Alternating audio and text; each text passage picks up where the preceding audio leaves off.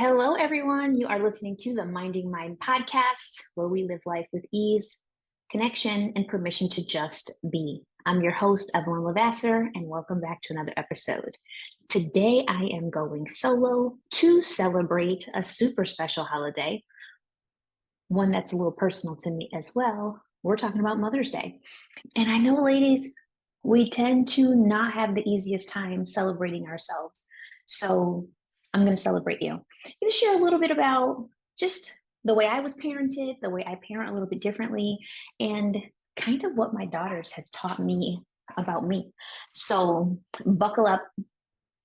Let's get started. And I also want to say, if you're somebody who's watching this in the video version on YouTube, I don't know if it's Zoom or it's Mac. I got a new computer recently, but man, listen, this thing follows you and stretches out like the camera follows you. It's a new feature and it's freaking me out. So I don't know if I'll be looking at the camera. And let me just start with, I really was raised in a loving home, right? I always felt super loved. We had a lot of rules though. And I don't just mean like guidelines for being a good human. I meant a lot of rules. And the rules were also very different for the daughters and the son. It seems par for the course when I speak to people that they generally feel that if they were female, they were raised in the same home by the same people very differently than their brothers. And although I always felt super loved, I didn't always feel seen. You know, I've been very intentional about changing that fact for my daughters. So I know in my house, my parents really valued hard work, good grades, education, and family. We were raised Catholic. We went to church every Sunday. And there was also like this, I don't want to say it was like hugely focused on, but there was like this quiet focus on the women being more modest. Cover your body. Don't date until you reach a certain age. Don't call attention to yourself, especially from men. As if I could stop that, right? So those lessons, they stuck with me in a lot of ways, good and bad. And I just want to say this though. I think as parents, it's our job to recognize that we're not going to do everything right. We're going to do the best that we can with the knowledge that we have in the time. So I'm doing my absolute best for my daughters. And I know that there's going to be things that they may need to unlearn. That's my job, is to literally pave the way to make their job of growing even further a little bit easier. So I say that because my parents, like I said, were focused on education, focused on like me doing the best that I could to get what they deemed was success, right? But what was missing, I think, most was the mental emotional safety as opposed to the physical. So I'm saying that because they grew up very differently, and their priority in parenting me, my brother and my sisters, was for us to feel physical safety at home so that we could then focus on the things that were important, that they valued, right? School, being a good human, working hard, right? So they provided the physical safety for us to then focus on what we needed to focus on growing up. That being said, I believe 100% that our parents, their generation, didn't really have permission to focus on mental emotional healing. They didn't have support in the broad sense to grow who they were mentally and emotionally. The focus was survival and education that supposedly would lead to success. So I say that because I'm grateful that they paved that route for me, right? They gave me physical safety so that I could then thrive in what they felt was best at the time. And then into adulthood, I got to reclaim a totally different idea of success and tell myself I always had physical safety, but I didn't have mental, emotional safety. And that's what I get to focus on now. It is because of them that I have the right, the permission, the foundation to be able to then go in deep on mental emotional safety for myself. And then my daughters will take that a next step, right? So I kind of believe that generations, we think generational healing, for example, is like a full circle healing, but sometimes it is just healing a part of you that makes things easier for the next generation. And I think that's what my parents did. And I feel like my deep work, mental, emotional work, is paving the way for my daughters to be able to go even further. I'm excited to see what they do with their lives, what they do with themselves and their minds and their hearts and for the people around them. But my parents provided the physical. I'm now providing the physical with the mental, emotional, and they get to build on that.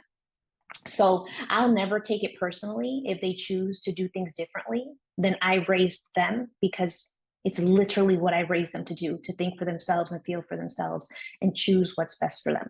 So I'm saying all that because when I think about my relationship with my parents, I always go back to that. I felt like very safe physically, but I didn't feel safe to share all of me, who I was mentally, emotionally. I did not feel safe to share my big feelings. I did not feel safe to share when I was struggling because the, like I said, the focus at home was do well in school. You're not at school to make friends and just keep moving. Like the environment itself was not really supportive of going into what I felt. It was more like get past what you feel so you can get through the things you have to get through, right? And I totally 100% get that. But I look at my daughters and I see totally differently that I don't want my relationship with them to be that superficial. I don't want it to be that they go on living life thinking they have to check all the boxes, go to school, get married, have kids, get the house, whatever, check, check, check, check, check, and then still feel disconnected from themselves, still feel unfulfilled. Wake up one day in their 40s and be like, something is missing and I don't know what it is. But how did my life get this far without me even knowing how I got here, right? I don't want that for them. So it's so important for me for them to see that there's emotional and mental safety in this house too. They have big feelings and they are allowed to feel them. And they're allowed to just be who they're supposed to be without me pushing expectations on them. I remember thinking like my mom was so strong growing up, almost so strong that I didn't feel like I could approach her about things. I almost felt like she wouldn't get me. And now I realize that she totally would have gotten me because a lot of the strength, I'm putting up quotes here, a lot of the strength that she had was because she felt like she didn't have a choice. But ultimately, the feelings were underneath there. She just didn't have permission to share them either. And I saw my dad, like I saw my mom as this very strong person who I couldn't approach. And then I saw my dad as someone who loved me deeply, but his priority was not me. His priority was protecting me. He was terrified of all the things that I could possibly face, which I get because I fear for what my kids might go through in life too. But his strictness didn't make me feel protected as a child. His strictness made me feel as though I wasn't trustworthy, as though I couldn't handle myself. So I spent a lot of time second guessing myself. Yeah, that's where I stood with them, and I try to be real intentional about changing those narratives for my kids, right? So I definitely can say in my childhood, I felt so, even now, I feel so appreciative for the physical environment always being safe and always feeling comfortable and cared for. And I also know they always made us feel prioritized. Like when we had things going on, they were there. It didn't matter. It didn't matter what it was, softball games, school events, academic honors, whatever it was, they dropped everything to be there. So, as a kid, you know that people showing up for you is huge as far as like the self-talk that you start having if they don't, right? So they always prioritized what we were into, what we needed, and showing up for us because, like I said, family was one of the greatest values.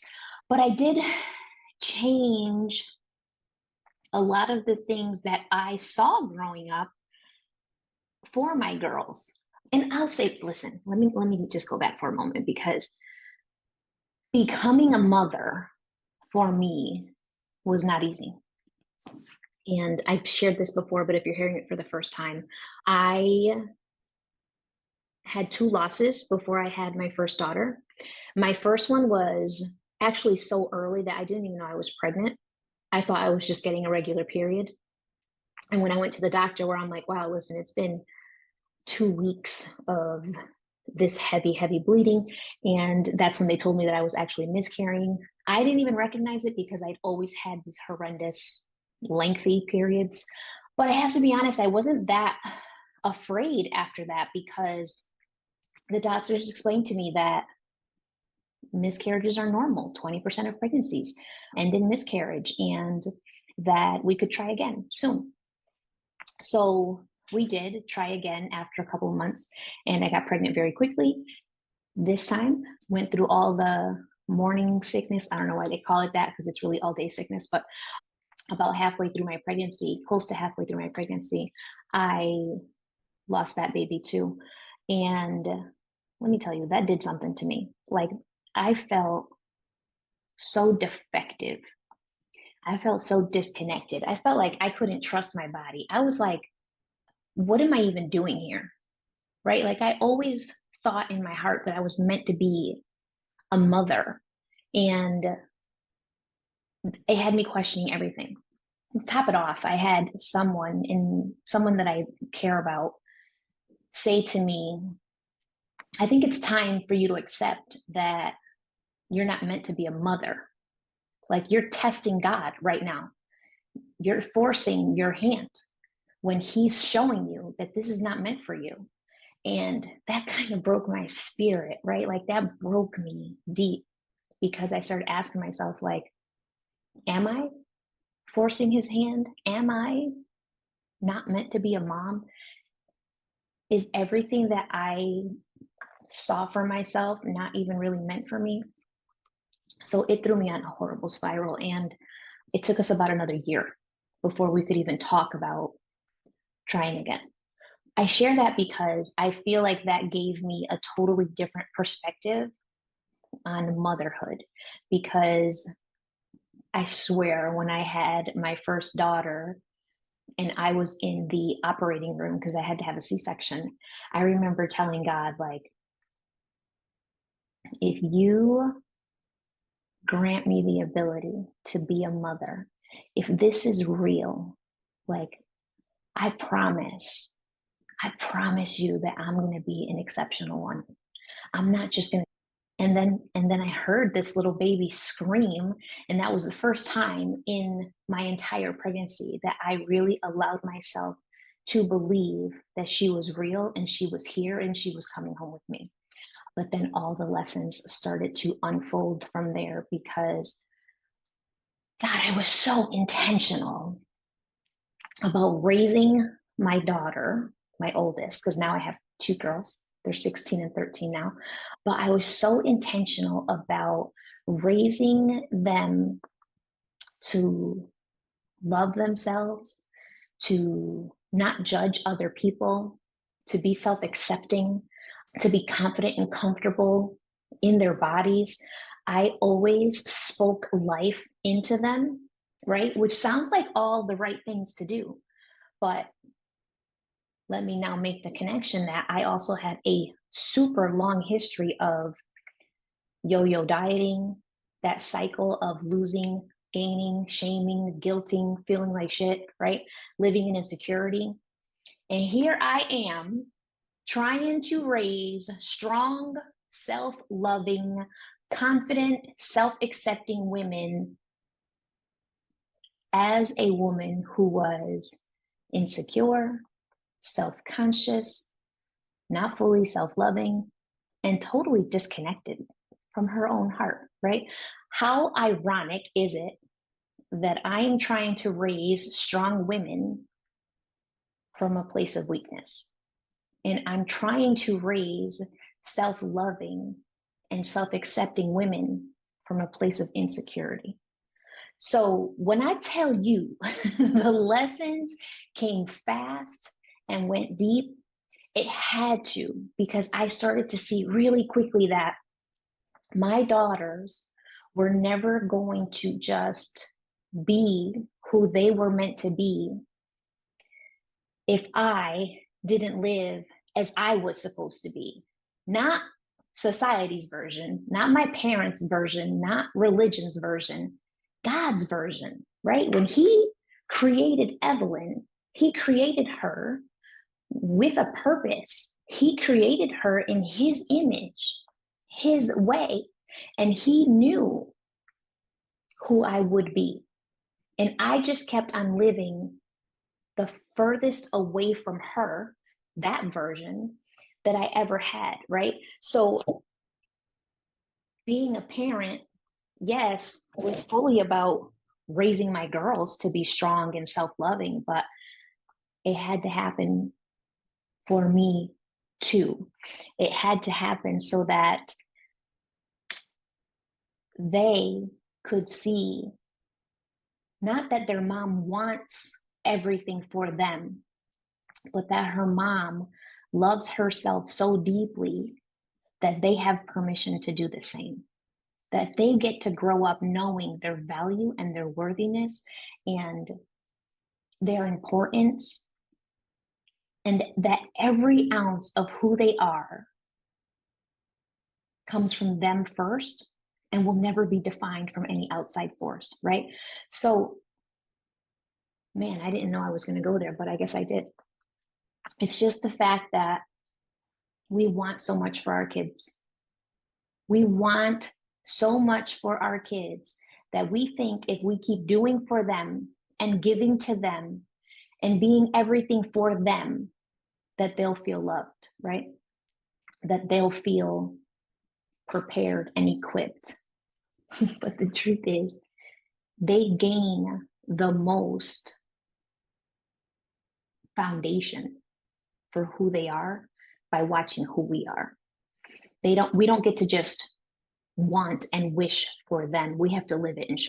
Mental emotional safety is a big deal in our house. I focus on creating the environment that way so that they can share, so that even when the problem that they're having is with me, that they feel safe to hear that. Because that's the other thing nobody tells you about raising strong daughters, or raising them to question everything, raising them to not just listen to other people as authorities, right?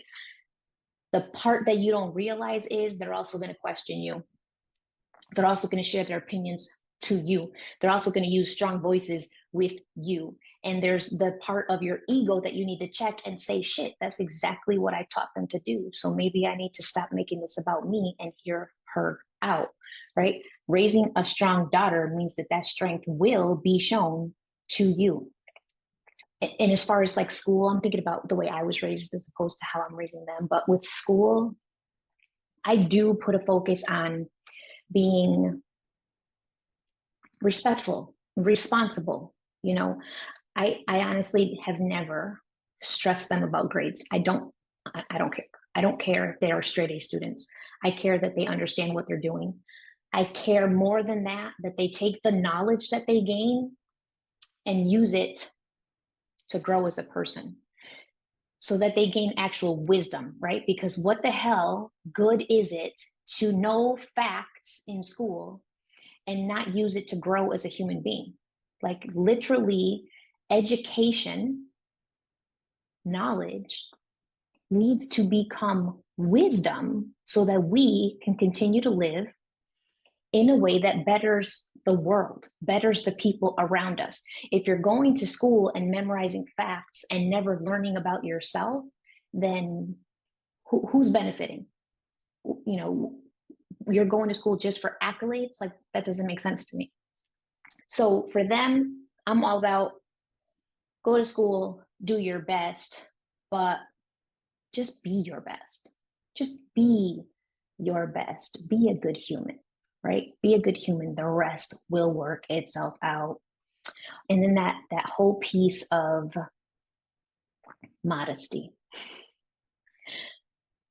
I'm not having conversations with my daughter about cover up your belly. Your shorts need to be longer than the tips of your thumb. I remember my dad used to have us raise our hands in the air, and if our shirt went up, he was like, go change. I'm not doing any of that. I'm not making my daughters think that it's their responsibility to control other people's thoughts. If some dude looks at my daughter and thinks something dirty, it's because his mind is dirty, not because she is. You know what I'm saying? It's not her responsibility to handle his thoughts. You do you, bro. Literally, she cannot control what he thinks. We cannot control what anybody else thinks, but they know that they can control themselves. They can handle the responsibility of their own thoughts, behaviors, and actions. And they also know how to protect their body if need be. So we'll just leave that at that. And just, parenting as is in a whole, parenting as a whole has just sent me on like this whole journey of deconstructing all the beliefs that I had about what it took to be a good mother. And I realized how much of it stemmed from the idea I had in my head about what it meant to be a good girl, right? When you're young, ladies, you know that people are always like, you have to be a good girl. You need to be a good girl. And what does that mean? A good girl is somebody, according to society standards, a good girl does what she's told. A good girl silences her voice. A good girl keeps her feelings to herself. A good girl takes care of other people, which as an adult, we start to translate that shit to be, I have to put myself last so that I could show how much I love everybody. I have to ignore my feelings because my responsibility is taking care of others. I have to show that I am a valuable human being by putting all the effort and energy into other people. There's so many stories we carry with us that if you deconstruct them, those rules, those guidelines, those thoughts were literally created to keep you small. They were created to keep you away from your deepest power. Because let me tell you something, when you truly let go of all those narratives about who you're supposed to be and embrace who you actually are, there's magic that happens. There is magic that comes from falling in love with you. You sit up a little bit taller. You walk by the mirror and give that girl a little wink. Like, I see you, girl, right? You start to see that you have so much value in your heart and your mind that you'll never again be defined by what you do for other people. You start to see how when you walk in a room, people are more at ease because you're at ease. You carry an entirely different vibe and energy because you love you, and everybody around you feels that. There is power in releasing all the shit that you were taught that doesn't serve you. There is power in embracing who you actually are and recognizing that the people that are uncomfortable with you fully being you are the ones that benefited from you not knowing you, right? When somebody can guilt you into doing things, shame you into doing things, make you feel like you are obligated and responsible for everyone else, know that they are benefiting from you being a smaller version of yourself. And there comes a time when you start saying to yourself, like, what's worse? Dealing with their disappointment or dealing with my own? And I will never again betray myself. I will never again deny myself. I will never again shrink myself to fit in anybody else's box, because my daughters are watching me live.